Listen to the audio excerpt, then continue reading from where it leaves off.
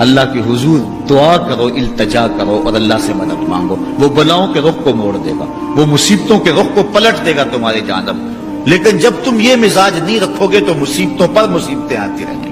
حضرت موسیٰ علیہ السلام کے پیٹ میں درد کا احساس ہوتا ہے تو کوہ طور پہ چلے گئے، کیسے جلیل القدر نبی تھے، اللہ سے ڈائریکٹ رابطے تھے، اور جا کے کہا مالک میرے پیٹ میں درد ہو رہا ہے۔ اللہ اکبر۔ گھر کے نجی معاملے بھی رب سے ڈسکس کرتے تھے، اور کوئی جو ہے وہ ایسی چیز ہوتی وہ بھی رب سے ہی عرض کرتے تھے۔ کہا میرے مالک میرے پیٹ میں درد کا احساس ہو رہا ہے، دوائی کی پوری لینی ہے تو وہ بھی جا کے کوہ طور سے رب سے ہی لیتے تھے۔ تو اللہ تعالیٰ فرمایا فلان جنگل میں چلے جاؤ، وہاں اس شکل کے پتوں کی ایک بوٹی ہے، اس کو توڑو نچوڑو، اس کا پانی پیو، تمہیں شفا مل جائے گی۔ حضرت موسیٰ علیہ السلام گئے اور جا کے بوٹی کو توڑا نچوڑا، پانی پیا، شفا ہو گئی۔ کچھ عرصہ بیتا، دوبارہ اسی طرح کا درد جاگا۔ اب نسخہ تو ذہن میں تھا، کوہ طور پہ نہ گئے، اس جنگل میں چلے گئے اور جا کے بوٹی کو توڑا، اس کے پتے نچوڑے، پانی نکالا، پیا، لیکن درد اور زیادہ بڑھ جاتا۔ پھر دوبارہ آئے کوہ طور پہ، کہا مالک میں نے اسی درد پہ دوبارہ وہی بوٹی کا پانی پیا ہے لیکن درد بڑھ گیا ہے۔ کہا موسیٰ اب جو آئے ہو کوہ طور پہ پہلے ہی آ جاتے۔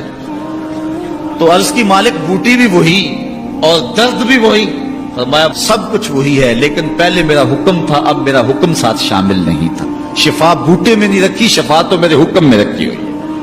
اس لیے ڈاکٹر کے پاس جاؤ، حکیم کے پاس جاؤ، لیکن شفا اللہ سے مانگو کہ شفا ہمیں دینے والا وہ ہے۔ وہ ایک وسیلہ ہے، ایک ظاہری طریقہ ہے۔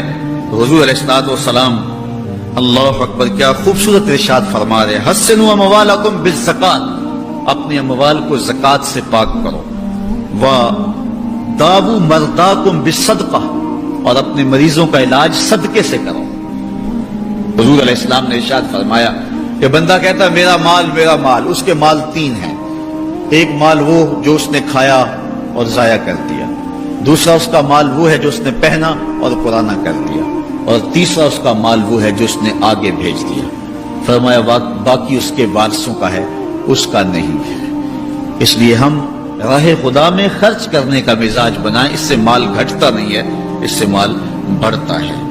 بلکہ جب راہ خدا کے اندر ہم خرچ کرتے ہیں تو ہمارا جو دوسرا مال ہے وہ بھی پاک ہو جاتا ہے۔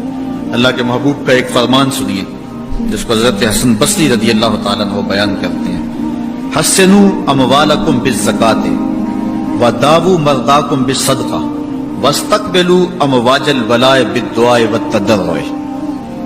فرمایا کہ اپنے مال کو، اپنے اموال کو زکات سے پاک کرو اور اپنے مریضوں کا علاج صدقے سے کرو، اور جب مصیبتیں اور بلائیں تمہارا رخ کریں تو پھر دعا سے اور اللہ کے حضور زاری سے اللہ کی مدد چاہو۔